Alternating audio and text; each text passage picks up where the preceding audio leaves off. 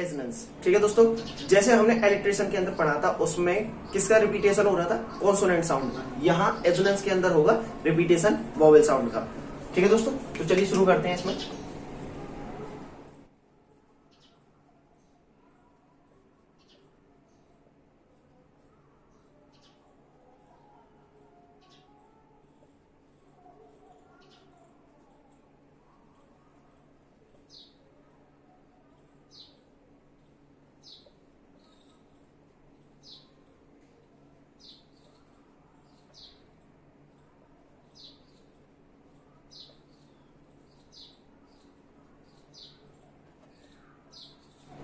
इसका क्या है दोस्तों कि यहाँ पर repetition of the same vowel sound in between the meaning और वर्ड्स, यानी कि यहाँ रिपीटेशन होगा किसका, वोवल साउंड का, लेकिन कहां पर, बिटवीन, बीच में, यानी कि बीच में होगा। ऐसा नहीं है कि शुरुआत में हो या एंड में हो, जनरली यहाँ पर बीच का देखा जाएगा, यानी बीच में कहां पर पे वोवल साउंड का रिपीटेशन हो रहा है। जैसे कि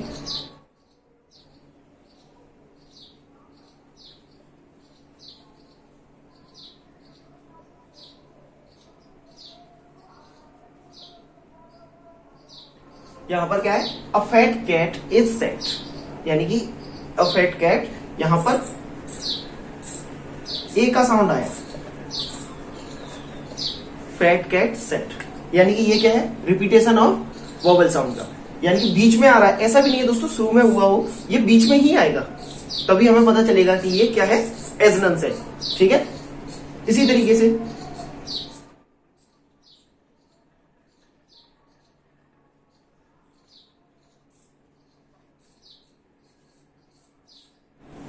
लेक ब्लैक, क्या है, लेक ब्लैक, यानी कि यहां पर एक का साउंड आता है, तो ये क्या है, एजनेंस है।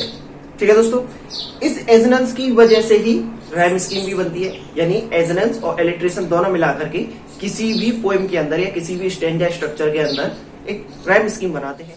तो दोस्तों हमारा अगला पॉइंट क्या है, राइम। राइम यानी तुकान, यानी कि तुक के साथ किसी भी चीज का अंत करना, यानी कि जनरली यहाँ पर हम पोएम्स को लेकर के चलते हैं। पोएम्स या फिर हमारे जो स्टैंजा स्ट्रक्चर्स होते हैं उनमें हम लास्ट के वर्ड्स को देखते हैं कि वो किस लाइन से रिलेट कर रहा है। जैसे कि मान लीजिए अपना है ट्विंकल ट्विंकल लिटिल स्टार। ठीक, इसमें हमारा लास्ट का वर्ड क्या है, स्टार। फिर How I wonder what you are। अगला वर्ड आर से, up, above, the,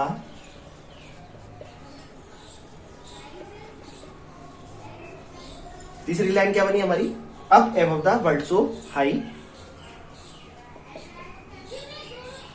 like a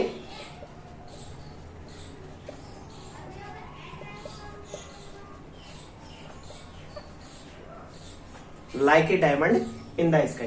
तो अब आप इसको देखिए, इसकी राइमिंग क्या बन रही है कि लास्ट की जो वर्ड है ये एक दूसरे से रिलेट कर रहे हैं, स्टार, आर, फिर हाई, स्काई, यानी कि ये क्या आपस में रिलेट करते हुए वर्ड्स हैं।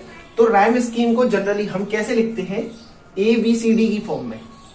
एबीसीडी का फॉर्म मतलब, यानी कि जिन वर्ड्स की या जिन लेटर्स की लास्ट के साउंड सिमिलर होते हैं उनको हम ए देते हैं, उसके अदर होगा तो उसे बी देंगे, और उससे भी अलग होगा तो उसे सी देंगे।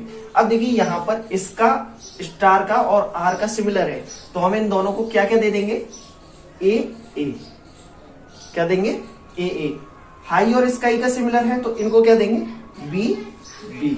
तो हमारी इस जो स्टैंजा स्ट्रक्चर है इस पोएम का, क्या हमारी राइम स्कीम बनी, इसकी बनी पहली लाइन की ए, दूसरी लाइन की ए, तीसरी की बी और चौथी की बी, यानी कि इसकी क्या राइम स्कीम बनी, ए ए बी बी। ठीक है दोस्तों, इसी तरीके से आप और भी वर्ड्स ले सकते हैं, और भी साउंड्स ले सकते हैं। इसी तरीके से मान लीजिए किसी स्टैंजा स्ट्रक्चर में लास्ट का वर्ड क्या है, कैट, अगली लाइन का है रोज, फिर तीसरी लाइन का है उसमें हाई, बैट, डोज। अब इसमें आपको राइम स्कीम बतानी होगी, तो कैसे बनेगी कि ए यानी कि कैट किससे रिलेट कर रहा है, बैट से, तो हम इनको लेटर दे देंगे ए, इसको भी दे देंगे ए। जो सिमिलर है उनको सिमिलर लेटर दिया जाएगा। फिर आते हैं दूसरे पे, यहां पर है रोज और इसका भी साउंड क्या हो रहा है, डोज, यानी कि इन दोनों को हम सिमिलर मानते हुए इनको क्या दे देंगे, बी। और एक अगला है सी, तो इसकी राइम स्कीम पूरे की क्या बनी, ए बी सी ए बी। क्या बन गई इसकी rhyme scheme, A B C A B. और इस तरीके से हमारी राइम स्कीम खत्म होती है। साथ ही साथ जो भी फिगर्स ऑफ स्पीच हमने शुरू की थी, जो 5-6 लिए थे, वो भी आज खत्म होते हैं। ठीक है दोस्तों, थैंक यू।